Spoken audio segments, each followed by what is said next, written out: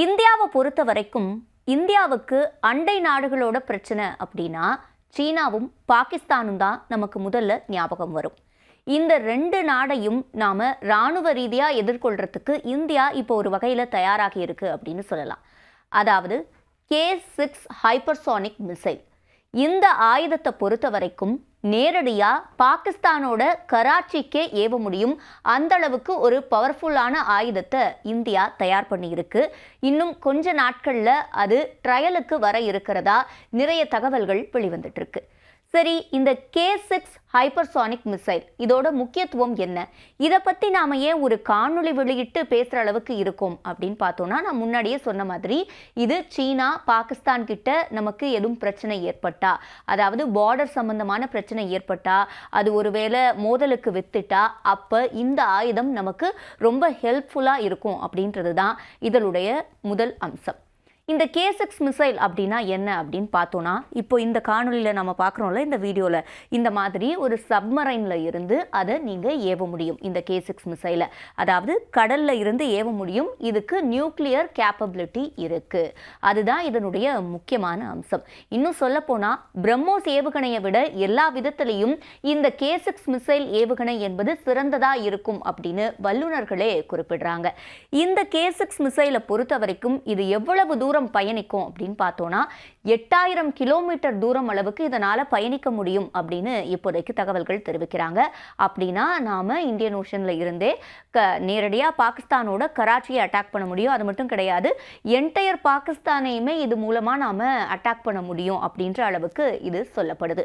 அது மட்டும் இல்லாமல் சீனாவை நெருங்கும், சீனாவுக்கும் இதனால் போக முடியும், அந்த அளவுக்கு இது இருக்குது. கண்டம் விட்டு கண்டம் பாயக்கூடிய ஏவுகணை அப்படின்னு இதை சொல்கிறாங்க. இதோட நீளம் எந்த அளவுக்கு அப்படின்னு பார்த்தோன்னா 12 அடி. அதே மாதிரி அகலம் அப்படின்றது 2 மீட்டர் அளவுக்கு இருக்கு. இதை தான் குறிப்பிடுறாங்க. இதை பொறுத்த வரைக்கும் வழக்கமாக இருக்கக்கூடிய கன்வென்ஷனல் வார்ஹெட்ஸ் அப்படின்னு சொல்லுவாங்க இல்லையா, பொதுவாக ஏவுகணையில் எது லோட் பண்ணுவாங்களோ அதுவும் பண்ணலாம்.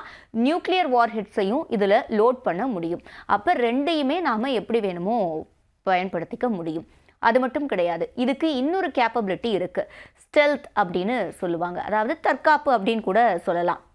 மற்ற எதிரி நாடுகள் அட்டாக் பண்ணும்போது தற்காத்துக்கக்கூடிய அம்சம் இதில் இருக்குது.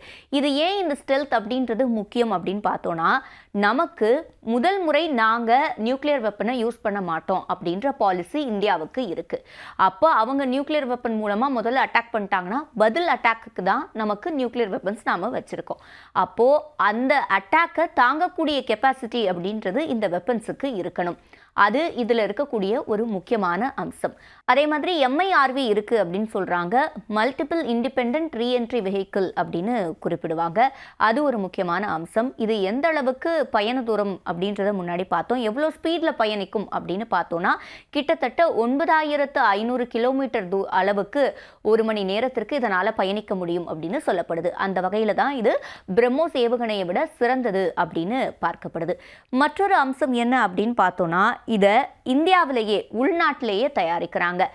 டிஃபென்ஸ் DRDOன்னு சொல்லுவோம் இல்லையா, defence research and development organisation, இவங்க ஹைதராபாத்தில் வச்சு தான் இந்த வெப்பனை தயாரிச்சுட்டு வராங்க. இதை பொறுத்த வரைக்கும் S5 சப்மரைன்ஸ் மூலமாக தான் இதை லான்ச் பண்ண முடியும். இந்த S5 சப்மரைன்ஸை பொறுத்த வரைக்கும் இதற்கு முன்னாடி இருந்ததை விட அப்கிரேடட் வெர்ஷன் அப்படின்னு சொல்லலாம். அரிஹண்ட் சப்மரைன்ஸ்லாம் குறிப்பிடுவாங்க, அதை விட இது அப்டேட்டட் வெர்ஷன் அப்படின்னு சொல்லலாம். இது 2030ஆம் ஆண்டில் பயன்பாட்டுக்கே வந்துடும் அப்படின்னு ஏற்கனவே சொல்லப்பட்டிருக்கு. இது ரெடியாகி இது விரைவில் ட்ரையல் பார்க்க இருக்காங்க. இது எல்லாம் தயாராகி ஓரளவுக்கு ரெடியாகி வந்ததுக்கு பிறகு இதனோட சிறப்பம்சம் என்ன அப்படின்னு நாம் சொல்கிறோம் அப்படின்னா, ஹைப்பர்சோனிக் மிசைல் அப்படின்றது எலைட்டாக இருக்கக்கூடிய ஒரு சில நாடுகள் கிட்ட மட்டும்தான் இருக்குது. முக்கியமாக ரஷ்யா, சீனா, அமெரிக்கா, பிரான்ஸ், பிரிட்டன். அப்போ இந்த நாடுகளுக்கு ஈக்குவலான அந்த எலைட் கிளப்பில் இந்தியாவும் இருக்கும் அப்படின்றது ஒரு முக்கியமான விஷயம். அடுத்தது, நான் முன்னாடியே சொன்ன மாதிரி நம்மளால் ஏற்கனவே லேண்டில் இருந்தும் சரி, அதே மாதிரி வானில் இருந்தும் சரி நம்மளால் நியூக்ளியர் வெப்பன்ஸை யூஸ் பண்ணி தாக்க முடியும். ஆனால் இது வரைக்கும் கடலில் இருந்து தாக்கக்கூடிய அம்சம் நம்மக்கிட்ட இல்லாமல் இருந்தது. இது முழுமையாக தயாராகும் பட்சத்தில் அதுலேயும் நாம் ஃபுல்ஃபில் அடைஞ்சிடுவோம் அப்படின்றது தான் இதுக்கு இருக்கக்கூடிய முக்கியத்துவம்னு நிறைய வல்லுநர்கள் குறிப்பிடுறாங்க.